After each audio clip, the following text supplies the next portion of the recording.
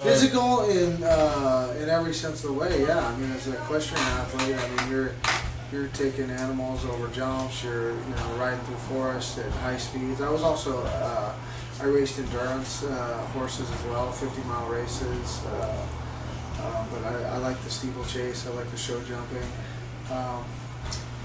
Dirt bikes, anything where I could put myself in danger. Pretty much that type of stuff. 28 years old. Really? I realized that I could probably be good at it, but yeah, I had the desire to do it. I mean, that's the only way you can. That's the only way you can wrestle. Wrestling's such a tough sport. If you don't enjoy it and have the desire to do it, there's really no sense in doing it because it's too much work. It's too hard. I think I saw MMA around 94, 90, right after it came out, but it was called No Holds Barred. And I was watching it and just going, man, I want to do that. And I remember I ran into Royce Algers at a party one time, and he was just got out fighting in the UFC, and I asked him about it, and I said, wow, Royce, what's it take to get into that sport? I would like to do that. And he was just an asshole about it. It was like, oh, you can't do it. You're a Greco guy, blah, blah, blah. And, so I offered to fight him at the party. I said, well, let's go outside and we'll fight and see how good I am at it. And he was just a smart ass. He was like, well, I only fight for money. So I literally took my wallet out and put everything I had on the counter and said, well, will this do? And he just laughed. But, Brad Penner thought it was pretty funny. He was really encouraging Royce to go fight me outside, but Royce decided not to fight me outside. And a couple months later, I gave the sport a shot. I had a couple fights. I entered a tournament. What was that tournament? It was World Fighting Federation Alliance, something or other. It was a heavyweight open tournament. I mean, there was guys like Tom Erickson in it, Goodrich, and luckily I didn't run into Erickson right away. But I got a fight in that organization, then it folded. Then I fought in the IFL a couple times in the same day. And I realized at that point to fight and be competitive and do what I want to do in the sport, I would have to stop wrestling and focus just on fighting. So I decided, I made the decision to stick with wrestling through the Olympics. And the Olympic Games were in October, and by December that year I was fighting in the UFC. Things going through your mind, before a lot of things going on in your mind. Depends. I mean, you're gonna have to ask me like scenario by scenario. I mean, my main goal is to damage that guy as much as I can, inflict as much damage upon him as I can. But that requires me to do certain things. So I need to move my feet. I need to move my head. I got to create angles. Puts me in a position to where I can start landing some strikes and takedowns and dominant positions. Look for submissions on top. So really, what I'm thinking is really dependent on where I'm at in the particular fight. If I'm walking to the cage, I'm thinking one thing. When the round starts and we're on our feet, I'm thinking one thing. If I'm on top, it's another thing. So I'm thinking about what do I need to do right now in the present.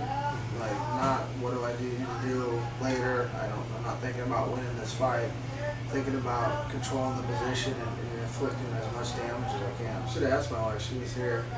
My wife digs me. I mean, I've been married 22 years, so she puts up with me. So she must really dig me. My kids like me. How would I describe myself? A simple guy, simple man. On my tombstone, I just want one thing that says I'm one simple man that got all he ever wanted. Because I got whatever I wanted out of life. I've got a wonderful wife that loves me. I've got 2 kids that are grateful and appreciative that I'm their dad. They love me. I'm blessed just to be able to do what I want to do when I want to do it. I enjoy coaching. I enjoy helping these young guys develop their careers, and even if they're coming in my gym, they just want to lose weight, they want to get in shape. I can help them. I can help young kids build confidence and self-esteem. Sure, people make those changes all the time. They either go one or two ways. They either just quit because it's too hard and they've quit everything else. They've built that pattern where something gets tough and they quit. You see that all the time. But you see guys that, you know, they recognize the challenge and they're willing to work through it. And they build. I mean, look at our fitness program. Did you do that today? The other day I did part of it. Okay. You know, that helps build the fortitude and the mental toughness to, you know, every day you can push a little harder. Just like at the end of practice today when it was getting tough. I mean, guys were starting to slow down. It was like, you know what, you're uncomfortable. Good. It's okay to be uncomfortable and push through that uncomfortable part of training. You know, if we stop every time, you know, okay, I'm uncomfortable, we're not going to improve. We're not going to take it to that next level. So you've got to constantly push that comfort zone farther and farther away, and you got to work through it. And you know, that's the best place to be is in an uncomfortable area. You know, get comfortable being uncomfortable, no matter where you're at. I mean, if you're comfortable in any situation, then you're not challenging yourself in any way, shape, or form. So you've always got to challenge yourself. And fighting will do that. You know, you can always find somebody bigger. You can always find somebody more skilled, somebody more athletic, and so you can always challenge yourself in those areas. My kids, I love them. I discipline them. I spend time with them. I provide for them. All of the above, man. It takes all of those things. I think the biggest thing is time.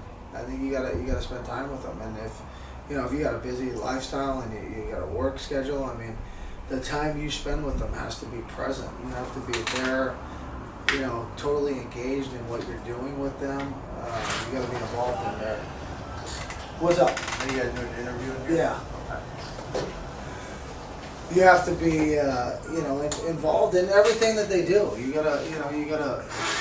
I mean, that's part of loving them. You know, if you don't love your kids, then you're probably not spending time with them. But if you love your kids, you enjoy them, you appreciate them, you want to be around them. You want to see them be, you know, successful. You want to see them enjoy life and you know, reap the rewards of their work and their efforts.